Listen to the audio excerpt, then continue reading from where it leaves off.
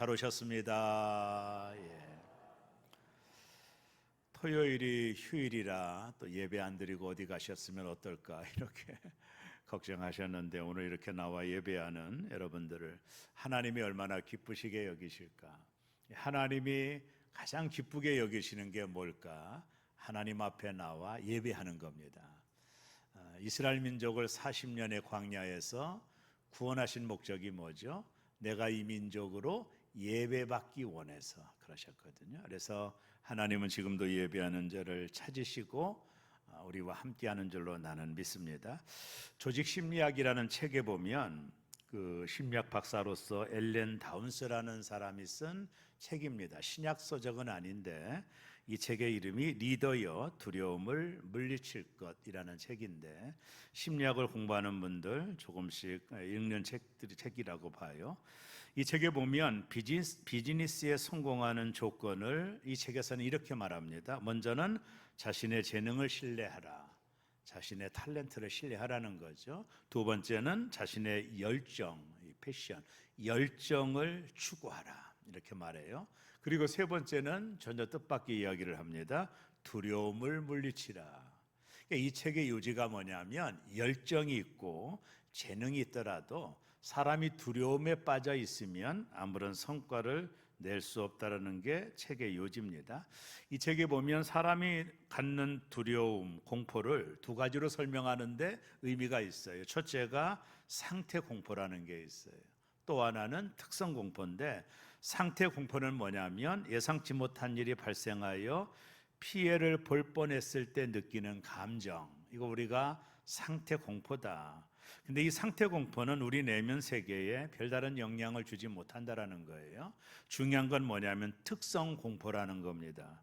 이 공포는 실패와 어떤 위험과도 관련 있지 않으면서 막연하게 생각과 행동을 흐리게 하여 모든 에너지를 소비시키는 공포, 우리가 이것을 특성 공포라고 저자는 그의 책에서 이야기를 합니다. 이처럼 두려움이라고 하는 것은 우리가 다뤄야 될 중요한 주제예요. 성경을 연구하는 학자들에 의하면 성경에서 두려워하지 말라라는 말이 365번이나 나온대요. 구약에서 계시록까지. 두려움이라고 하는 문제는 성경에 나오는 중요한 주제이기도 합니다. 이 부분에 대하여 하나님은 많은 말씀을 하셨어요. 어찌 보면 하루에 한 번씩 이 말씀을 주시는지도 몰라요. 365번 나온다니까. 그래서 두려움은 우리가 쉽게 간과해야 될 문제는 아닙니다.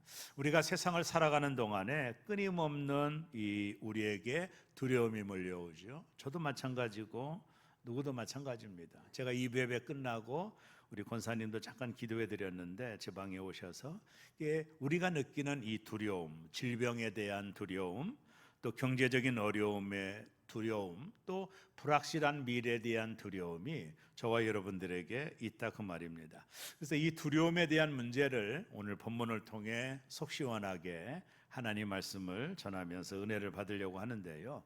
오늘 특별히 이사야 이 본문은 하나님께서 야곱아, 이스라엘아 이렇게 부르면서 오늘 말씀을 주고 계십니다. 한마디로 말하면 너는 두려워하지 말라, 이 말씀이 오늘 본문의 주제다 이렇게 보면 됩니다.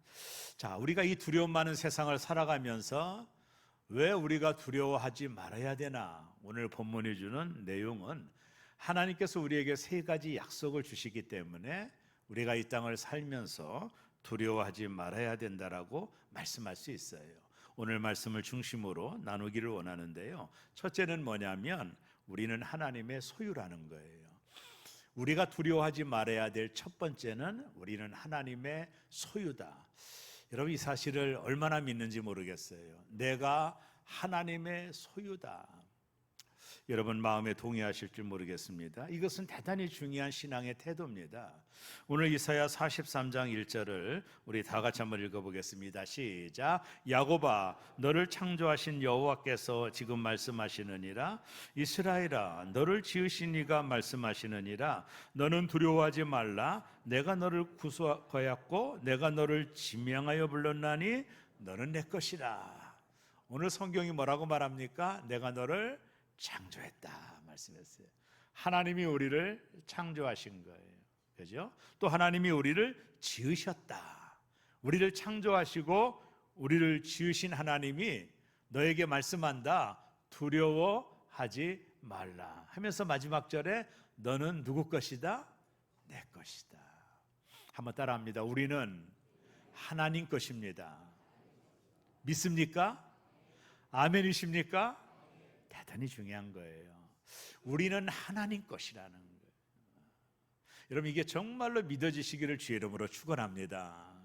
나는 하나님 것이다. 이 사실이 대단히 중요한 거예요. 나는 하나님 것이다. 나는 하나님 것이다. 여러분, 하나님이 우리를 창조하시고 우리를 지으셨다고 그러잖아요. 근데 죄로 인하여 하나님이 우리를 잃어버리셨어요. 아담의 범죄로 인하여. 근데 하나님이 다시 아들을 이 땅에 주셔서 십자가에 달려 죽게 만드시고 그의 피값으로 우리를 다시 사서 이제 우리는 완벽한 하나님 것이 되어진, 우리는 하나님 것이 된 거예요. 이게 대단히 신앙생활에 중요한 것입니다. 한 소년이 나무를 깎고 정성껏 색칠하여 아름다운 장난감 배를 만들었어요. 소년은 강가에 나가 배를 띄우면서 재미나게 놀았습니다. 근데 어느 날 물살이 너무 세서 그 배가 물살에 떠내려간 거예요. 소년이 그렇게 애지중지 만든 배가 물살에 떠내려간 겁니다. 소년은 너무나도 마음이 아팠어요. 그 배를 잃어버린 겁니다. 그러던 슬픔에 잠겨있던 어느 날 한 중고품 가게를 지나가는데 그 진열장에 자기가 만든 배가 있는 거예요. 소년이 너무 놀래가지고, 아니 저거는 내 배인데 내가 얼마 전에 만들었다가 잃어버린 건데, 그래서 문을 열고 주인에게 말을 했습니다. 아저씨, 저 배는 제 거예요. 제가 만든 배예요. 그때 아저씨가 무슨 얘기해? 나도 딴 사람한테 산 거야. 너가 그 배를 갖고 싶으면 돈을 가지고 와서 그 배를 사. 소년은 너무나도 가슴이 아파서 집에 가서 저금통을 깨트려 그 중고 상점에 가서 그 배를 다시 샀어요. 그리고 소년이 이렇게 말합니다. 작은 배야, 너는 이제 2번이나 내 것이 단다. 처음엔 내가 너를 만들었기 때문에 내 것이고, 2번째는 내가 이 모든 것을 다 주고 너를 샀기에 너는 내 것이야. 이 내용을 가지고 내가 챗PT에다가 넣어가지고 너 그림 한번 그려보랬더니 이렇게 그려줬어요. 이 말씀은 하나님도 동일하게 우리에게 말씀하는 거예요. 내가 너를 창조했기에 너는 처음부터 내 것이었지만 죄로 인해 잃어버린 너를 내가 다시 아들의 피값으로 너를 샀기 때문에 이제는 영원히 너는 내 것이다. 여기는 여러분 모두는 하나님 것임을 믿습니다. 하나님이 구속하여 우리를 사주신 거예요. 그래서 우리는 하나님 것이 된 거예요. 오늘 이사야 선지자를 통해 하나님께서 너는 내 것이다 말씀하셔요. 이 선언은 소유권의 선포입니다. 하나님, 우리가 세상에 태어나기 전부터 우리를 선택하여 자녀로 삼으셨고 우리의 행위나 자격과 상관없이 오직 하나님의 주권적 선택으로 우리는 하나님 것이 되었다. 나는 하나님의 소유다. 이것이 대단히 중요한 우리의 신앙의 태도예요. 설교를 준비하며 CCM의 찬양 중에 너는 내 것이라는 찬양이 있더라고요. 제가 가사를 한번 읽어볼 테니, 너는 부유해도 가난해도 너를 사랑하여 구원했으니 너는 내 것이라 내 것이라 너는 내 것이라. 너는 잘났으나 못났으나 너의 모든 것을 알고 있으니 너는 내 것이라 내 것이라 너는 내 것이라. 너는 강하여도 약하여도 너의 힘이 되어 일으키리니 너는 내 것이라 내 것이라 너는 내 것이라. 너는 외로워도 약하여도 너를 나의 피로 바꾸었으니 너는 내 것이라 내 것이라 너는 내 것이라. 이 찬양이 내내 은혜롭게 내 가슴에 들어왔어요. 너는 내 것이다. 너는 내 것이다. 여러분, 2007년 1월 9일 어떤 날인지 아세요? 잘 모르실 거예요. 2007년 1월 9일은 이 땅에 아이폰이 나온 날입니다. 스티브 잡스가 2007년 1월 9일 사람들 앞에서 아이폰을 보여주며 혁신적인 제품이 나왔다라고 선전을 했어요. 맥킨토시가 진화되어 아이팟이 되었고, 아이팟이 진화되어 아이폰이라는 혁신적인 제품이 나온 해가 2007년 1월 9일이에요. 스티브 잡스가 그런 얘기했죠. 혁신적인, 인류를 놀랄 혁신적인 제품이 나왔다. 말 그대로 혁신적인 물건이죠. 걸어다니며 통화를 합니다. 은행 업무도 아이폰, 핸드폰으로 모든 걸 합니다. 이 핸드폰으로 안 되는 게 없어요. 저 먼 외국에 가도 인터넷이 되고 i5가 잡히는 곳에는 통화가 되고, 정말로 혁신적인 물건, 그 아이폰, 우리가 쓰는 핸드폰이에요. 그래서 요즘 핸드폰이 우리에게 어떤 영향을 주냐면, 이거를 잃어버리면 불안한 거예요. 저도 언젠가 아이폰을 어디다 놓는지 기억이 안 나요. 불안해가지고 안 해보고 전화 한번 해보라고. 전화 소리도 안 들려요. 진동으로 해놔가지고. 찾느라고 얼마나 고생했는지 몰라요. 찾았더니 아이고 한숨 쉬어지고 안심되고 그러더라고요. 아이폰을 좀 잃어버리면 불안한 마음이 우리에게 있죠. 혁신적인 제품이기 때문에 그래요. 그래서 언제나 밖에 나갈 때도 아이폰을 챙기죠. 핸드폰을 챙깁니다. 핸드폰이 내 손에서 떠나지 않게 하고 방전되면 충전하여 꼭 갖고 다니잖아요. 여러분, 하나님의 혁신적인 작품이 뭔지 아세요? 저와 여러분입니다. 이게 보통 혁신적인 작품이 아니에요. 우리가 예배서서에 보면 하나님이 너는 하나님의 포의에마다 하나님의 작품이라는 것. 인간만큼 혁신적인 작품이 어디 있어요? 그래서 하나님은 우리를 잃어버리지 않는 거예요. 하나님은 우리를 끝까지 찾는 거예요. 당신의 아들의 피값으로 우리를 사셨기 때문에 하나님은 절대로 우리를 잃어버리지 않아요. 이것이 우리가 하나님 것이 되었다라는 얘기예요. 우리는 하나님의 소유가 되었다. 그렇기 때문에 두려워하지 말라라는 거예요. 하나님이 너를 잊지 않고 너를 하나님의 손에서 떠나지 않게 할 것이며 세상 끝날 때까지 너와 함께 할 것이니 너는 두려워하지 말라. 오늘 이 말씀을 먼저 우리에게 주시는 겁니다. 두려워하지 않기를 바랍니다. 누구와 함께 할까요? 하나님이 나와 함께 하십니다. 이게 중요한 거예요. 두 번째, 그래서 함께 할 것이다. 2절에 보면 약속하고 있죠. 우리가 하나님의 소유되었기 하나님은 나와 항상 함께 하신다라는 거예요. 임마누엘의 하나님입니다. 우리가 어려울 때 하나님이 안 보여요. 그러나 하나님은 여전히 우리와 함께 하시는 하나님, 임마누엘의 하나님. 한 번도 하나님은 우리를 떠난 적이 없어요. 여러분, 선플라워라고 하는 해바라기를 봐요. 아무리 구름 낀 날도 선플라워라는 해바라기를 보면 태양이 어디 있는지를 알 수가 있어요. 언제나 해바라기는 태양을 향하여 자신의 목을 쳐다보고 있거든요. 하나님은 한 번도 우리를 떠나지 않아요. 그것이 하나님이 우리에게 주시는 약속입니다. 내가 너와 함께 할 거라는 임마누엘의 약속. 그것이 성경이 우리에게 주는 메시지예요. 오늘 우리가 읽은 이사야 43장 2절을 보고 한번 말씀을 볼게요. 한번 다 같이 읽습니다. 내가 물 가운데로 지날 때에 내가 너와 함께 할 것이라. 강을 건널 때에 물이 너를 침몰하지 못할 것이며 내가 불 가운데로 지날 때에 타지도 아니할 것이요 불꽃이 너를 사르지도 못하리니. 하나님의 약속이에요. 네가 물 가운데로 갈 때, 혹은 네가 강을 건널 때, 네가 불 가운데 있을 때. 여러분, 구약의 성경의 내용들이 설명되지 않나요? 모세가 홍해를 건너는 물 가운데 있었을 때 하나님이 그들과 함께 하셨죠. 여호수아가 요단강을 건너갈 때, 강을 건널 때도 그들과 함께 하셨죠.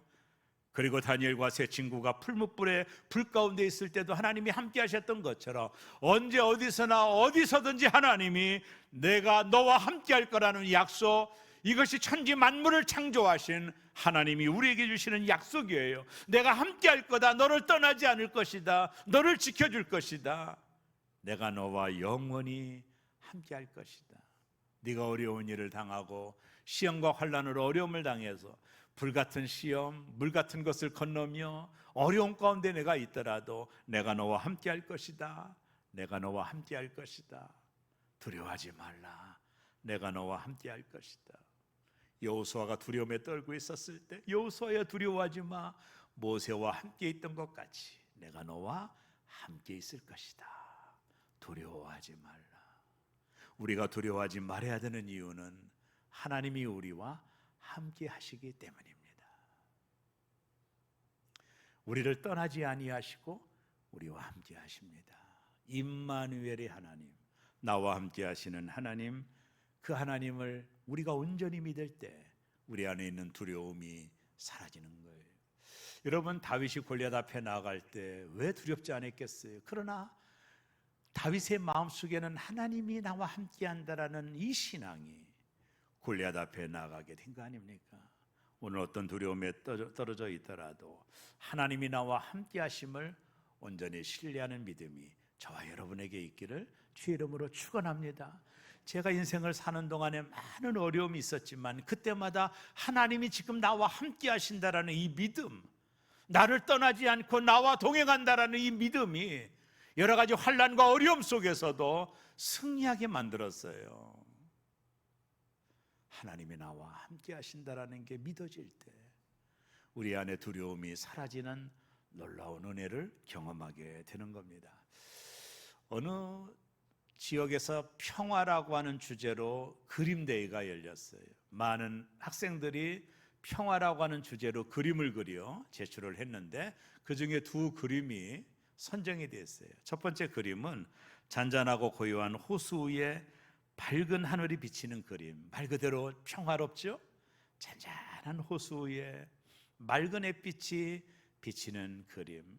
그것도 평화의 상징이 될 수 있어요. 근데 두 번째 그림은 거센 비바람이 몰아치고 번개가 내리치는 폭풍우와 험한 폭포를 그린 그림이에요. 얼핏 보면 전혀 평화롭지 않은데 가만히 보면 폭포 옆 비바람을 막아주는 바위 틈을 자세히 보면 작은 새 한 마리가 둥지를 틀고 어미새의 품속에서 평화롭게 잠들어 있는 모습이에요. 한번 그림, 제가 제 PT한테 그림 그려버렸더니 이렇게 그렸어요. 제 의도와는 좀 다르지만 저기 번개가 치고 폭우가 내리죠. 그리고 이 바위 틈에 어미새가 품고 있는 이 작은 새끼새, 그 새끼새의 얼굴 속에 평화가 있다. 그래서 이게 1등으로 그림대회에서 당첨이 된 거죠.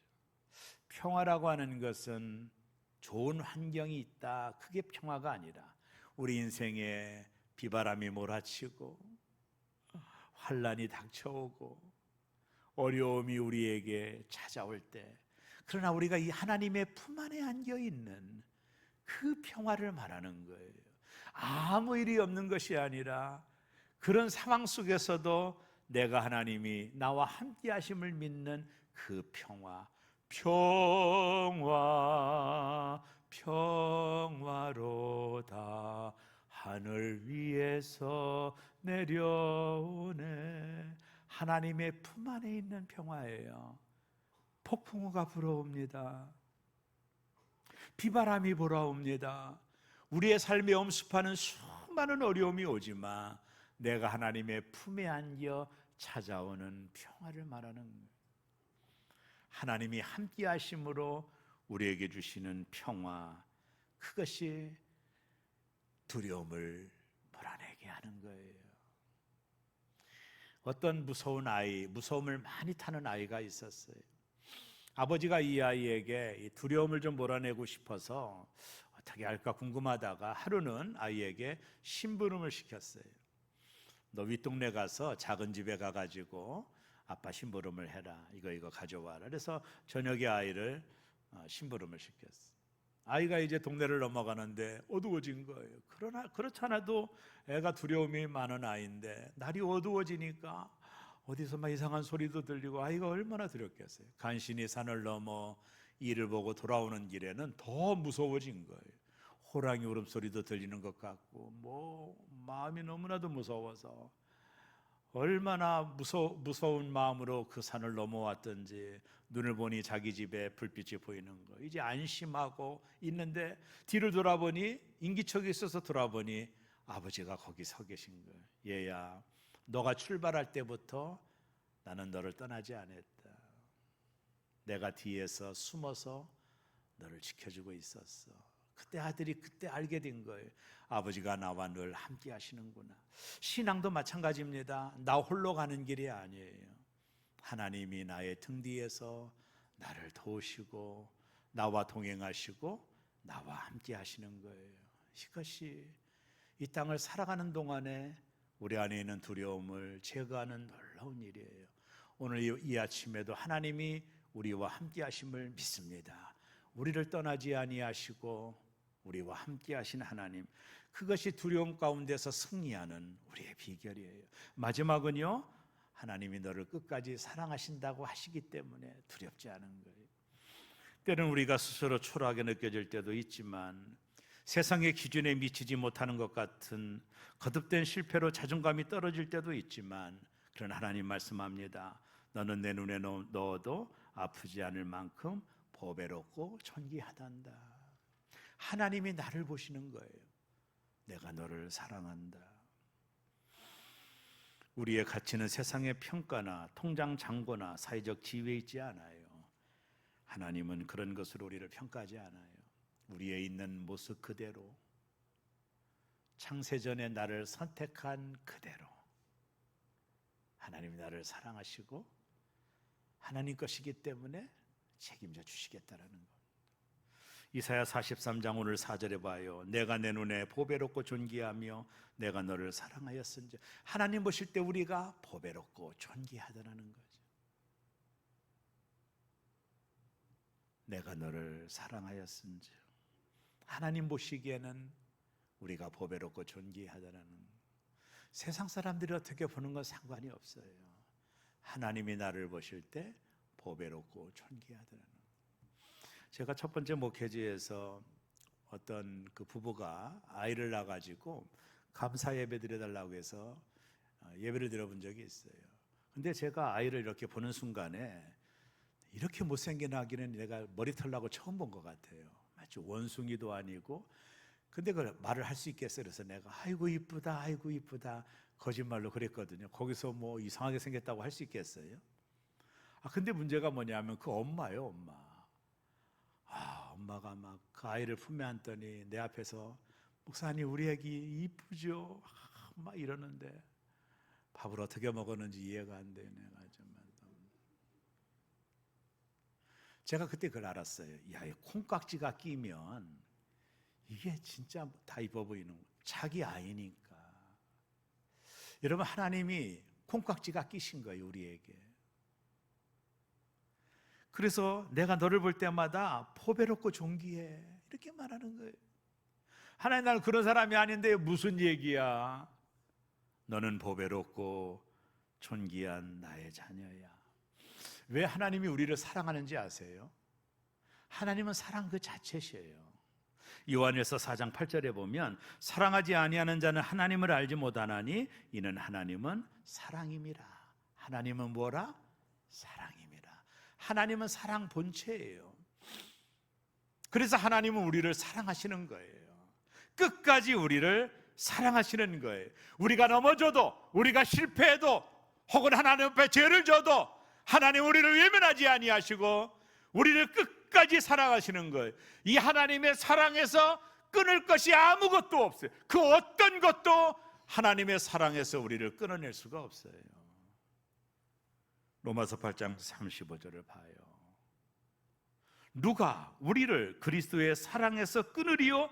환난이나 곤고나 박해나 기근이나 적신이나 위험이나 칼이랴. 이 7가지 사단의 공격, 환난, 곤고, 핍박, 기근, 적신, 위험, 칼, 이 모든 것도 하나님의 사랑에서 끊을 수 없다라는 거예요. 우리가 환난을 당할 때도, 우리가 곤고할 때도, 우리가 핍박을 당할 때도, 기근을 만날 때도, 적신을 당할 때도, 위험과 칼을 만날 때도 이런 것들이 하나님의 사랑에서 우리를 끊을 수 없다라는 거예요. 하나님의 사랑은 무한대라는 겁니다. 우리가 어떤 환난이 있더라도 그것이 하나님의 사랑에서 우리를 끊을 수 없다라는 거예요. 왜요? 하나님은 그보다 더 크신 사랑으로 우리를 사랑하시는 거예요. 제가 개인적인 얘기해서 죄송하지만 저희 모친이 돌아가셨지만 상당히 말씀이 별로 없는 분이에요, 어머님이. 그래서 어머니한테 제 기억으로 우리 아들 사랑한다라는 말을 들어본 역사가 없었어요, 저에게는. 제가 큰아들이었는데. 근데 그래서 내가 이제 큰아들이니까 집안일 하잖아요. 조그만 구멍가게 하니까 얼마나 도울 일이 많아요. 학교 끝나면 늘 도와주고 그랬거든요. 그래서 동네 사람들에게 소문이 났어요. 저희 집이 삼거리 슈퍼였는데 동네 사람들이 저 집 큰아들은 주워 왔다고 이런 소문이 나더라고요. 그래서 제가 할머니에게 여쭤봤어요. 할머니, 저 주워 온 거 맞죠? 그랬더니 무슨 얘기냐고, 너는 이 장남 큰아들이라고 할머니 그러시다. 그런데 믿어지지가 않았어요. 근데 어느 날 소풍을 가게 됐는데, 아마 초등학교 때로 기억이 나는데 소풍을 가야 되는데 새벽에 화장실 가고 싶어서 일어났더니 저희 모친께서 아들 소풍 간다고 그 새벽에 일어나서 운동화를 이게 이제 닦고 있는 거예요. 그 피곤한 새벽에. 그래서 제가 몰래 화장실 갔다 오면서 저분이 우리 어머님이 맞긴 한 것 같다. 그렇지 않고 새벽에 일어나서 아들 소풍 간다고 누가 운동화를 빨아주겠어. 그때 그 어머니의 사랑을 느끼고 또 많이 느꼈죠. 실은 많이 느꼈죠. 목회하는 아들을 위해서 그러시더라고요. 새벽 예배 빠질 수 없다고. 아들 목회하는데 내가 기도하지 않으면 어떻게 하겠네. 어머니의 사랑이 느껴지죠. 사랑하는 여러분, 우리에게 마주한 두려움이 있나요? 하나님께서 말씀해요. 너는 내 것이라. 네가 불 가운데로 갈 때도, 네가 물 가운데로 갈 때도, 네가 강을 건널 때도 내가 너와 함께할 것이다. 너는 내 눈에 보배롭고 존귀한 존재야. 너는 내 것이다. 오늘 이 하나님의 메시지가 여러분의 마음에 들려오는 시간 되기를 바라고, 좌절하거나 절망하거나 두려워하지 않기를 바랍니다. 두려움을 몰아내는 것은 우리의 결심이 아닙니다. 우리를 향한 하나님의 완전한 사랑입니다. 기도하겠습니다.